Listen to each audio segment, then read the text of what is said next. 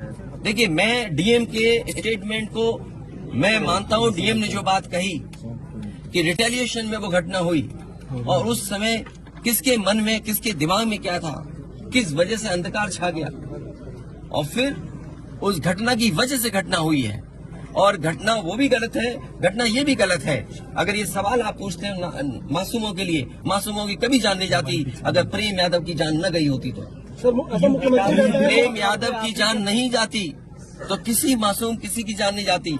आखिरकार सरकार क्यों इस बात को छिपाना चाहती है कि प्रेम यादव को भुला करके मारा, और किसने मारा, धारदार से कैसे मारा।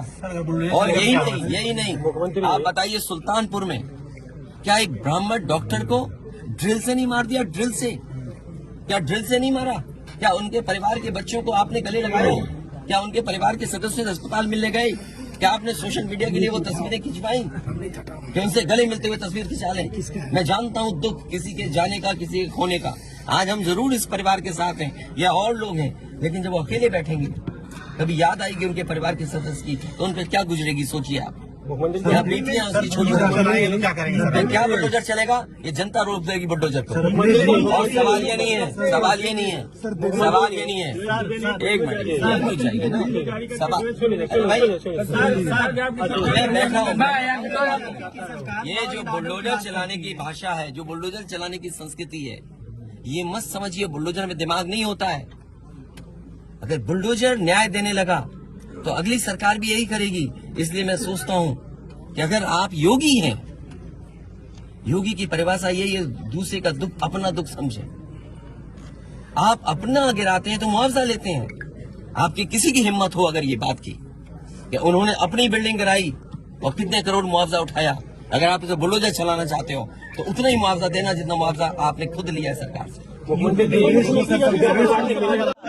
अच्छा, ये क्या है? ये बेटा क्या जानेगा?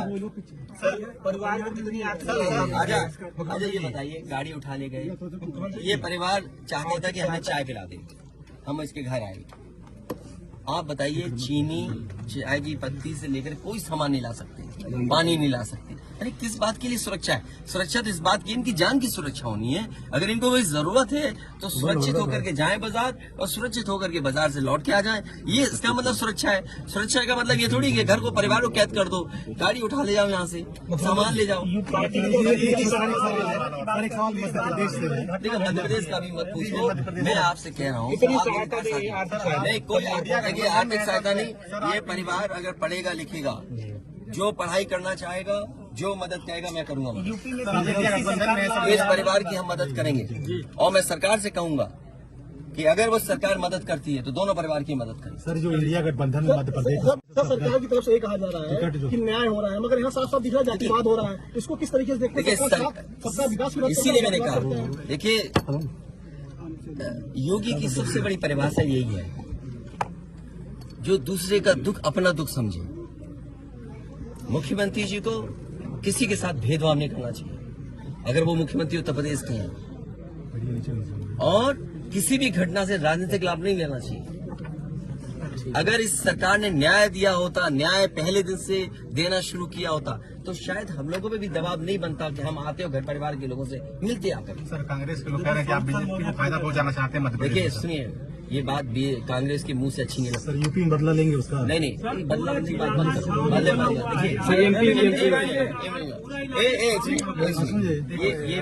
ये विषय इसलिए मैं नहीं उठाना चाहता हूँ कि ये हमारे लिए देवरिया कांड बड़ा विषय है।